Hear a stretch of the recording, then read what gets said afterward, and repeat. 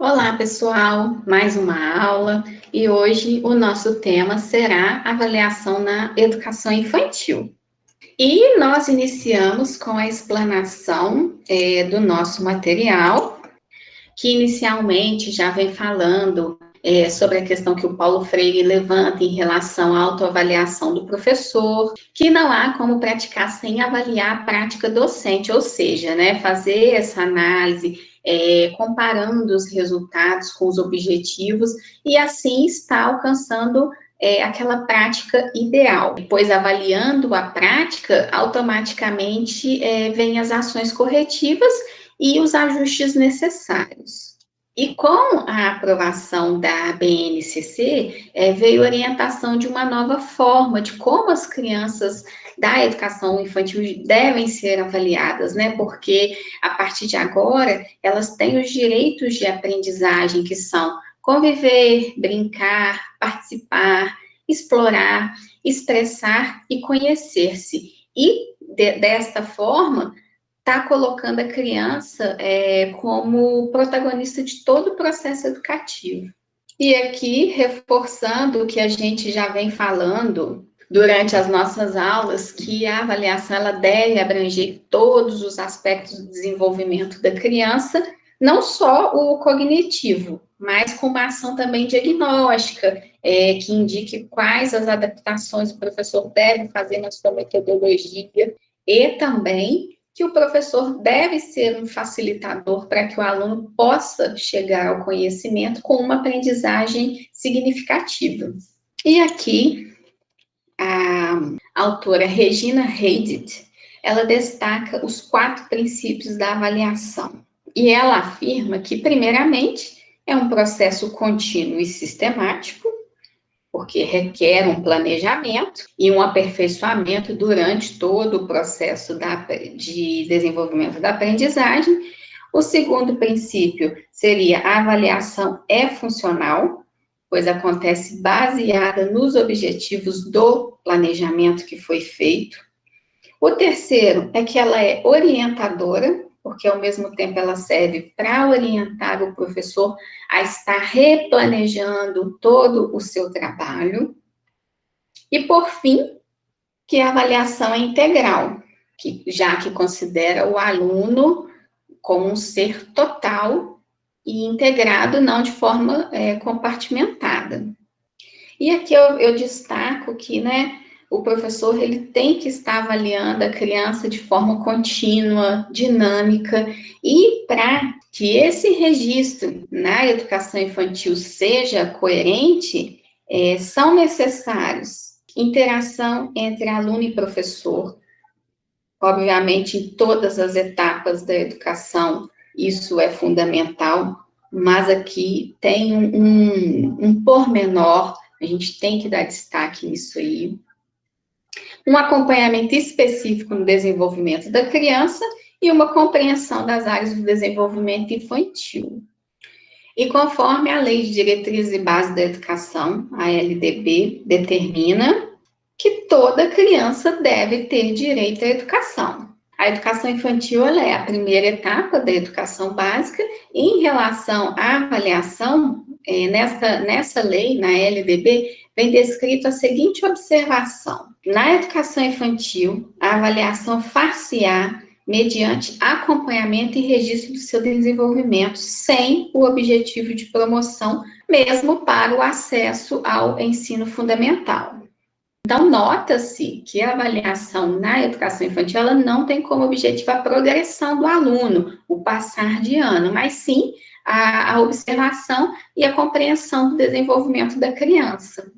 E ainda sobre a avaliação, vem a questão do replanejando, a ação educativa, ressignificando, readaptando as necessidades de cada criança e do grupo como um todo.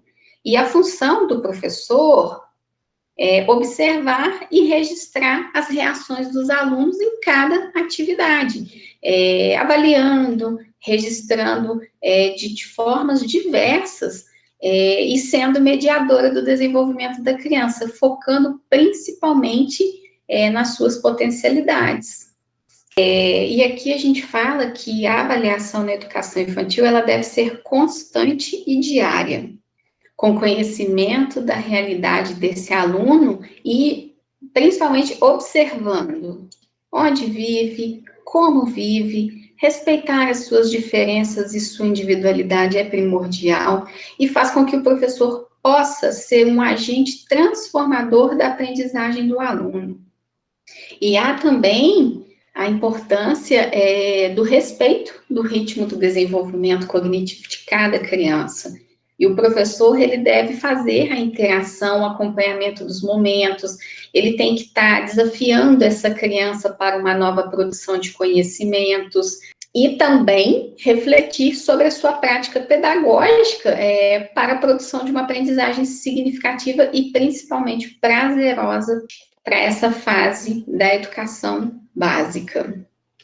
E aqui eu destaco, quando se trata da avaliação da educação infantil, a gente sabe que não tem como avaliar numericamente, né, com notas, ou até mesmo com conceitos.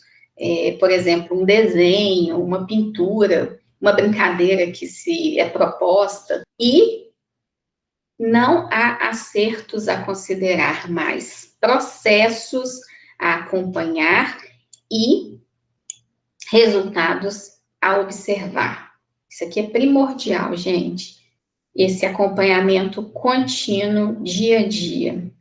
E aqui nós passamos para o ciclo da avaliação na educação infantil, com suas 4 etapas, que são concepção e planejamento, formação, instrumentos e socialização das informações.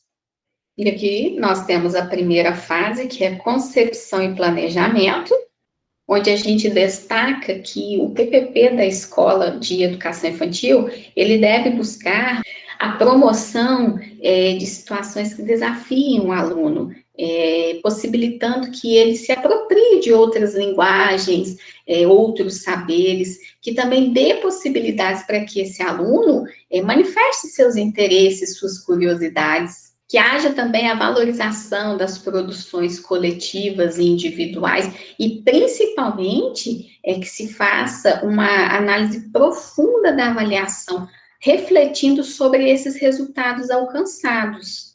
E alguns especialistas da área falam sobre a importância também de se ouvir o que eles têm a dizer, pois desta forma a gente consegue entender como que eles enxergam as suas aprendizagens, as suas dificuldades, e isso nos leva para as necessárias e possíveis adaptações de metodologia da sua prática dentro de sala de aula. E nós vamos para a segunda fase, que já é a formação. E aqui vem falando que o coordenador da escola, ou o supervisor, dependendo do tipo de escola que seja, né, ele pode estar fazendo com que as diretrizes sejam abraçadas pelo corpo docente. E, para isso, boa parte dessa discussão vai estar se baseando no currículo da instituição. E um relato que nós temos aqui no nosso material é de alguns CEMEI, que são Centros Municipais de Educação Infantil, que existem em todo o Brasil, e no nosso caso aqui o relato é de São Paulo, e que a equipe da escola, ela aprofundou sobre os indicadores dos diferentes eixos da educação infantil, e as observações foram embasadas nesses indicadores, e eles estão sempre sendo analisados e aprimorados pela equipe. Ou seja, nesse momento de formação que a escola proporciona da equipe pedagógica com o corpo docente, é sempre fundamental esse estudo, esse aprofundamento, para que sejam feitas melhorias e ajustes em todas as ações. E nós vamos para a terceira fase, que são os instrumentos, e a gente vai falar sobre a observação e o registro, que são instrumentos mais defendidos pelos estudiosos da educação infantil, pois eles respeitam a individualidade das crianças e consideram o contexto de inserção deles. Com a observação, o professor ele conhece cada um dos seus alunos, os seus hábitos, todos os detalhes. E a observação é uma grande aliada na avaliação dos bebês e colabora para que se compreenda a forma como se expressam, mesmo antes de falar convencionalmente. E no livro, o trabalho do professor na educação infantil, que foi organizado pela Zilma Ramos, ela aponta 3 características fundamentais na observação. Primeiramente, o foco, que você tem que ter o objetivo de análise, se vai ser o grupo, se vai ser a criança individualmente ou em uma situação. A segunda é o objetivo, é importante que seja determinado, né, para que aconteça o conhecimento de algum aspecto da aprendizagem dessa criança. E a terceira, a continuidade, já que o desenvolvimento infantil não está limitado a um único episódio. E a observação, ela poderá ser realizada de 2 maneiras, de forma livre ou mediada por uma pauta, que poderá ser elaborada pela coordenação e o corpo docente. E no final do vídeo eu vou estar mostrando um modelo para vocês de uma pauta de observação, tá? E como o professor não tem memória suficiente para estar guardando todas essas informações, é muito importante que ele faça o registro, que é o nosso segundo instrumento de estudo, para ele estar consultando esses registros e posteriormente ele está montando essa ficha individual de avaliação da sua turma. E uma dica, né, que o professor pode estar utilizando para fazer esse registro é o caderno, mesmo ali na mão, os registros à mão, né, cada folha, um tanto de folha lá determinado para cada aluno, para cada bebê, dependendo da idade da criança, enfim. Mas é primordial que haja esse registro. E aqui eu destaquei em vermelho, né, que eles representam a análise e a reconstituição da situação vivida pelo educador na interação com as crianças.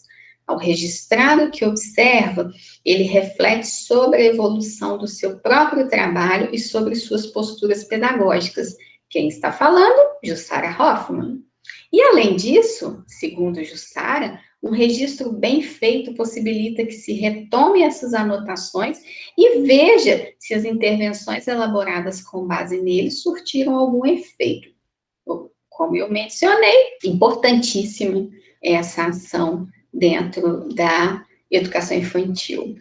E além dos registros escritos, é interessante também a utilização de fotos, né, para estar demonstrando os detalhes da sua organização, dos gestos das crianças, e essas fotos elas devem ser datadas se forem utilizadas em um relatório, vídeos que são úteis para que seja revisto, né, a situação que foi apresentada, ou se algo não passou despercebido da sua observação direta.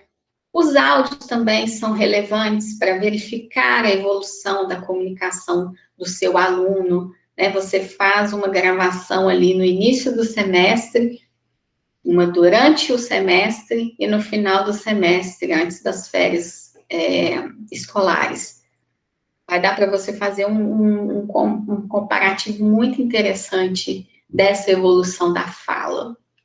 E aqui no material vem a fala de uma coordenadora de uma creche no Recife, a Marcela Mello, e ela fala algo muito interessante, que é a importância da polifonia. O que é isso?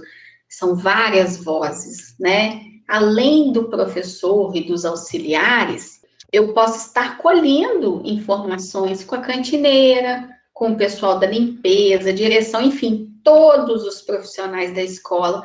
E desta forma, o que eu vou estar fazendo? Eu vou acarretar a ampliação da reflexão sobre as nossas ações e até mesmo sobre o comportamento daquele meu aluno, porque sempre alguém tem algum comentário a ser acrescentado sobre as ações das crianças dentro da escola. E aqui a gente vem com a socialização das informações, que vem falando sobre a importância de se repassar os registros, os relatórios, tanto para a família, quanto para o professor que, no próximo ano, virá a assumir aquela turma. E a coordenação, ela deve ter um olhar criterioso para com esses registros e sempre dar uma devolutiva para o professor, e ele deve observar os seguintes pontos. Os objetivos norteadores do desenvolvimento da criança estão presentes? Evidencia-se a participação dela nas atividades? Privilegia-se o percurso trilhado? Percebe-se suas ações individuais? E aqui complementando, que desta forma a ação avaliativa não fica estática e colabora para continuar alimentando o ciclo da reflexão nessa etapa de ensino. Prosseguindo, o que avaliar nas áreas de desenvolvimento infantil? Na área motora, quais são os aspectos físicos da criança que a gente deve estar observando no seu desenvolvimento? Expressão corporal, equilíbrio, ritmo, caminhar, corridas, saltos, recorte, como usa a cola, como pinta, se consegue respeitar os limites da folha e do desenho. Então, ou seja, o domínio do corpo, né? Isso que vai ser analisado. E aqui também eu destaquei que a criança, ela precisa da intervenção do adulto para ela conseguir o seu desenvolvimento físico, tendo assim autonomia e automaticamente a melhora nas suas habilidades. Já na área cognitiva, quais são os aspectos que a gente avalia, os aspectos cognitivos? Linguagem oral e escrita, raciocínio lógico matemático, capacidade de comunicação, interesse pela descoberta das letras e escritas de palavras, comunicação clara, capacidade de observação de semelhanças e diferenças entre objetos, capacidade de classificação, ordenamento e quantificação com base em atributos de cor, forma, tamanho e espessura, reprodução de histórias com detalhes, identificação de partes do seu corpo e etc. E aqui Oliveira vem falando um pouquinho sobre a fala egocêntrica, que a criança ela fala para si mesma, independente da presença de outra pessoa, e a criança aprimora a sua expressão verbal na medida em que realiza experiências que favoreçam o desenvolvimento do seu pensamento. Já na área afetiva, quais são os aspectos que nós devemos avaliar? Se tem iniciativa para perguntar, se demonstra interesse por coisas novas, se concentra atenção, se é independente na realização de suas tarefas, se é alegre, agressiva. E dentro da área afetiva, nós vamos falar sobre os aspectos sociais e os emocionais. Dentro dos sociais, a gente vai avaliar se a criança interage com os amigos, empresta brinquedos, se respeita regras e combinados, se expõe novidades e acontecimentos do seu cotidiano, a participação compartilhada, a sua disciplina.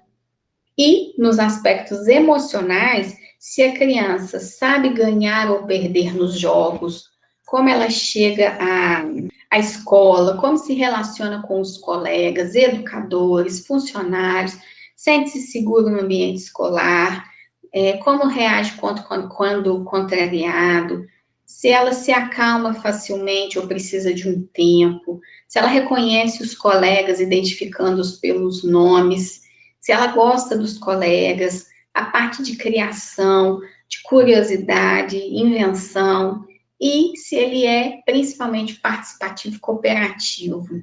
Eu, no meu primeiro ano de trabalho efetivo com a educação, numa classe de maternal 3, eu ajudante, novinha, fazendo faculdade, eu tive uma experiência em que eu estava sozinha com as crianças e era uma atividade de recorte das revistas, eu não lembro o que eles tinham que recortar, enfim, um aluno terminou e tinha criança que não estava conseguindo achar determinada figura. Eu vi que na revista desse garoto que tinha terminado, tinha as figuras pretendidas. O que eu fiz? Eu falei assim, Flávio, a tia vai pegar a sua revista e passar para o ciclano, porque você já terminou. Gente, na maior ingenuidade, eu peguei a revista e troquei com um coleguinha. Gente, o menino se jogou no chão e começou a gritar e chorar, espernear. E eu pensava assim, o que eu vou fazer? O que eu vou fazer? Eu ainda não tinha aquela experiência, eu estava começando. O que eu fiz? Eu olhei para ele e falei assim: você é muito egoísta. Você vai emprestar sua revista assim para os seus coleguinhas? Que coisa feia. Aí eu pensando, será que isso é certo? Será que isso é certo? Aí ele ficou muito sem graça quando eu falei do egoísmo. Ele levantou e pegou a revista que eu dei, foi folheando com força e passou. Quando a professora chegou, eu comentei com ela, aí ela falou assim comigo, ela era mais experiente, claro, ela falou assim comigo, você agiu bem, só que só tem um pouco de cuidado com as palavras que você utiliza. E isso eu sempre levei, né? Eu chamei o menino de egoísta. Não, eu poderia ter falado de uma outra forma. Você tem que colaborar com os seus colegas, a gente tem que pensar na sua linguagem. Mas como foi meu primeiro episódio, eu estava sozinha em classe, não teve problema nenhum. A partir daí ele começou a dividir, e ele era uma criança que ele tinha irmãos mais velhos, e ele veio depois. Então, ele era criado com muita manha, vocês sabem, né? Com muito dengo. Então, naquele período que ele conviveu ali comigo, ele aprendeu muita coisa sobre compartilhar e a nossa função, escolhendo bem as palavras. E agora nós vamos falar sobre uma forma de avaliação muito utilizada na educação infantil, que é o portfólio. E o que seria um portfólio? O portfólio, ele apresenta toda uma coleção de atividades do seu aluno, né? A sua trajetória bimestral, o resultado do processo de construção do conhecimento realizado e analisado. E o portfólio dentro da educação infantil, ele é construído, ele é montado em uma pasta, né, de plástico, e o objetivo é estar anexando as atividades diversas que o aluno fez durante aquele período. Aí vai depender de qual que é a metodologia da escola, quando isso vai ser entregue para a família, se vai ser bimestral, semestral ou anual. É muito utilizado as fotos como registro também das atividades que foram dadas em conjunto, as brincadeiras. E esse material, essa forma de avaliação, ela propicia ao professor uma reflexão crítica sobre aquele material coletado e uma avaliação dinâmica e processual numa perspectiva mais ampla do saber, da qualidade e da construção desse saber, da forma de pensamento que caracteriza esse aluno. E como esse portfólio ele é criado em apenas uma via, que sempre é entregue à família, né, nas reuniões de responsáveis, uma forma de estar arquivando, né, para a instituição e até mesmo para a consulta do futuro professor que vira pegar aquela turma e precisa verificar alguma situação ocorrida no ano anterior com o aluno X. O que eu sugiro? Que se escaneie todo aquele portfólio da criança, cria uma pasta no Drive do e-mail da escola ou do e-mail da coordenação, e aquilo fica ali centralizado, os registros estão centralizados para consultas futuras. Isso é muito importante. Não é para rotular a criança, jamais. É porque você, às vezes, você precisa fazer esse tipo de consulta para tá verificando o desenvolvimento da criança, tá verificando como que foi no ano anterior, tá? Eu esqueci de apresentar para vocês a pauta de observação. Isso é um modelo para crianças menores, para maternal, e como eu mencionei, essa pauta ela deve ser elaborada em conjunto com a equipe pedagógica, coordenação ou supervisão e todo o corpo docente. Apesar que nesse modelo, independente de ter ou não os itens que eu gostaria que tivesse, nós temos o campo observações em todos os itens a serem avaliados, porque aqui dá uma brecha para o professor estar escrevendo o que ele acha importante. Então, nós temos os itens organização da rotina. O segundo seria as rodas de conversa, que já vê a parte de fala da criança, de comportamento na rodinha, de compreensão de perguntas direcionadas a ele. Nós temos os desafios lúdicos e motores, parte 1, que verifica a parte de manuseio de objetos, de rolamento, da forma como essa criança se senta, se ela rasteja pelo chão. O quarto item, os desafios lúdicos e motores 2, a parte de engatinhar, de ficar em pé com ou sem apoio, se fica com apoio na parede, se os passos são dados com segurança, se ela já tem aquela noção de se divertir com aqueles joguinhos de se esconder, a hora do banho e da troca também, e o jogo de representação, que aqui já vem perguntando sobre a autonomia, liderança dessa criança, se ela é mais apática ou se ela vai ser aquela criança que vai ser liderada e não vai liderar, como ela dialoga com os demais colegas. Muito importante esse preenchimento aqui, porque vai dar uma noção para os pais de como essa criança se comporta em sociedade. E, gente, quando vocês forem preencher uma pauta de observação dessa ou construir um relatório individual de aluno, uma dica que eu dou é sempre você ter o cuidado no que você vai escrever. Aqui eu tenho um campo livre, observações, eu quero falar sobre os problemas que eu encontro naquele aluno, pois essa ficha ela é individual, né? Para que o pai tenha noção. Porém, a gente sempre tem que atenuar, amenizar a forma de escrita.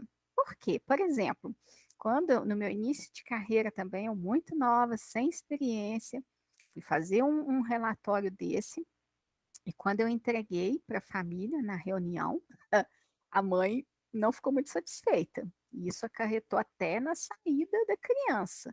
Mas eu não fiz de maldade, né? Eu não tinha esse traquejo na escrita, esse cuidado. Por quê? Essa era uma criança de segundo período e ele tinha uma mania de sempre atacar, agredir os colegas quando eles estavam de costa. Então, tá lá numa brincadeira, no recreio, ele estava insatisfeito com alguma coisa, ele esperava o colega virar de costa e dava um soco, um chute.